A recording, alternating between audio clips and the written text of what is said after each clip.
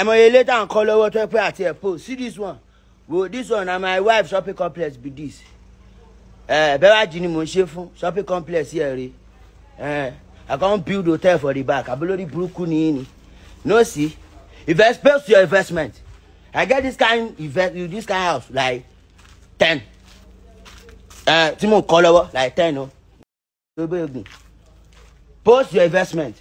And tell you ilé tó nílẹ̀ bí èèyàn márùn ní Lẹ́kì níwèé lẹ́yìn ẹni ẹ̀kọ́lé about for Lẹ́kì àmà tó post ẹ̀ mo sanwó ẹ̀ lọ́wọ́ ni me my own house I go collect the paper ní paper lé ẹ see house see investment lójú títì. If you dey do life that kata if you go ó máa ma datọ́ ẹláyé bàjẹ́ woman wey dey kiss herself how dey take dey do olórí burúkú dey kiss Abacha.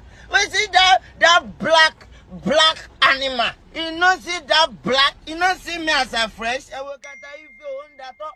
Not see me as I dey talk. Everything fresh. My talk fresh. My mouth fresh. Everything looking good. Olórí burúkú kata ife. O mama sọ̀rọ̀ mama that talk. O ṣojú bí ojú olóńgbò o lè ẹran ọ̀fọ̀n o ní jẹ́yàn olórí burúkú o ti.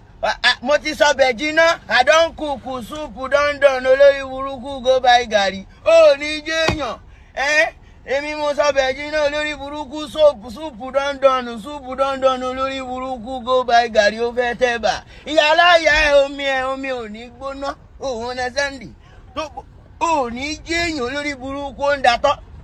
Na so the boy go on sign gbogbo àwọn olórí burúkú tó ń sign ó fògùn wọn la bench ó fi gbogbo wọn olórí burúkú say did you sign or you are a reaper are you a musician or a comedian or you are a reaper ó ti rip gbogbo life àwọn ọmọ yẹn olórí burúkú yín náà wọ́n mú yín wọ́n ra up and down fún yín wọ́n foni yín sí kíní wọ́n gbà yín olórí burúkú perceive you no be you get music they put person come talk say na him get later get music olórí burúkú ó ti rip ilé ayé yín wèrè sọ̀rọ̀ òun dàtọ̀.